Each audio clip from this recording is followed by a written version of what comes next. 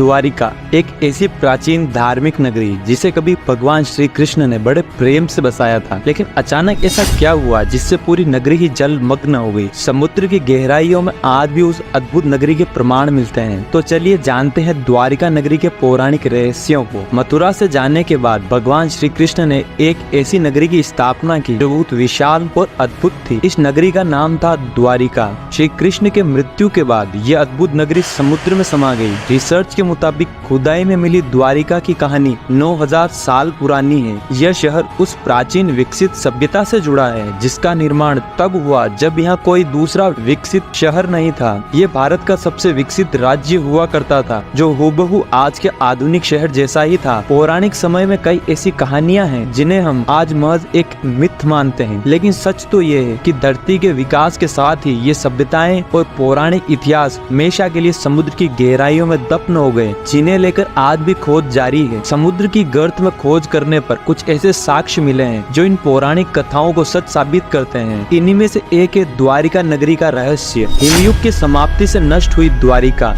कहते हैं कि 9000 साल पहले हिमयुग की समाप्ति हुई, जिसके बाद समुद्र का जल स्तर इस कदर बढ़ गया कि कई विकसित साम्राज्य समुद्र में समा गए। इन्हीं में से एक तटवर्ती नगरी द्वारिका भी थी। इतिहासकारों का कहना है कि द्वारिका को भगवान श्री कृष्ण के देहांत के बाद जानबूझकर नष्ट किया गया। द्वारिका का निर्माण भगवान श्री कृष्ण ने मथुरा से जाने के बाद अपने पूर्वजों की भूमि को फिर से रहने लायक बनाया। इसे श्री कृष्ण की कर्म भूमि के तौर पर भी जानते हैं। द्वारका भारत के सबसे प्राचीन नगरों में से एक है। द्वारिका के चारों ओर बहुत ही लंबी दीवार थी जिसमें कई द्वार थे। कई द्वारों का शहर होने की वजह से ही इस नगरी का नाम द्वारिका पड़ा। कहते हैं कि समुद्र में आज भी इसकी दीवारें खड़ी हैं। यादवों की रक्षा के लिए द्वारिका पहुंचे श्री कृष्ण। श्री कृष्ण ने जब कंस का वध किया तो जरासंध ने कृष्ण और यदुवंशियों का नामो निशान मिटाने की ठान ली। वो मौका मिलते ही मथुरा और यादवों पर बार बार आक्रमण करता रहा। धीरे धीरे उसके अत्याचार बढ़ने लगे तो आखिर में यादवों की सुरक्षा के लिए श्री कृष्ण ने मथुरा को छोड़ने का निर्णय लिया। श्री कृष्ण के देहांत के बाद द्वारिका का क्या हुआ? श्री कृष्ण अपने 18 नए कुल बंधुओं के साथ द्वारिका गए। यहाँ सब लोग आराम से रहने लगे। समय बीतता गया और 36 साल तक राज करने के बाद श्री कृष्ण का देहांत हो गया। यह वह दौर था जब यादव लोग आपस में भयंकर तरीके से लड़ रहे थे। इसके अलावा जरासंध और यवन लोग भी उनके घोर दुश्मन थे। ऐसे में द्वारिका पर समुद्र और आसमान से आक्रमण किया गया।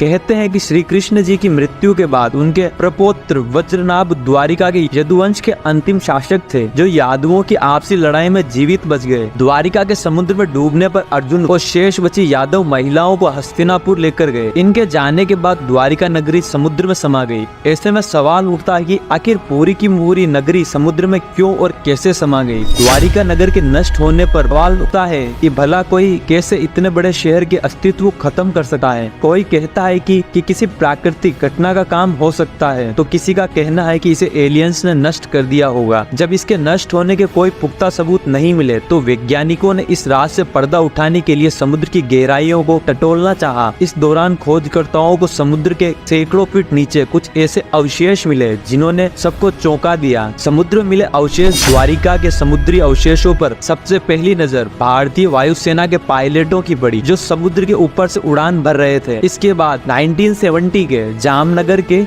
गेजेटियर में इनका उल्लेख किया गया। इससे पहले लोगों का कहना था कि द्वारिका नगरी एक काल्पनिक नगर है। इस कल्पना को आर्कियोलॉजिस्ट प्रोफेसर SR राव सच साबित कर दिया। दरअसल प्रोफेसर राव और उनकी टीम ने समुद्र में 560 फीट लंबी दीवार की खोज की जहां उन्हें पौराणिक समय के कुछ बर्तन भी मिले। 1000 ईसा पूर्व के हैं। इसके अलावा सिंधु घाटी सभ्यता के भी कई अवशेष मिले। इस खोज के दौरान प्रोफेसर राव ने कई रहस्यों से पर्दा उठाया। नौसेना और पुरातत्व विभाग की संयुक्त खोज 2005 और 2007 में भारतीय पुरातत्व सर्वेक्षण यानी आर्कियोलॉजिकल सर्वे ऑफ इंडिया के निर्देश में भारतीय नौसेना के गोताखोरों ने समुद्र में समाई द्वारिका नगरी के अवशेषों की खोज की। 2005 में अभियान के दौरान समुद्र की गहराइयों में कटे छटे पत्थर मिले। इस दौरान लगभग 200 सैंपल जमा किए गए। नौसेना के गोताखोरों ने 40,000 वर्ग मीटर के दायरे में इन अवशेषों को खोजा और वहां पड़े भवनों के टुकड़ों के सैंपल जमा किए जिन्हें शुरुआत में चूना पत्थर माना गया था। बाद में आर्कियोलॉजिस्ट ने बताया कि ये टुकड़े बहुत ही विशाल समृद्धशाली नगर मंदिर के अवशेष हैं। इन सैंपल्स को देश की लेबोरेटरी में भेजा गया। वही खोज से जुड़े आंकड़ों को कई राष्ट्रीय और अंतर्राष्ट्रीय विशेषज्ञों के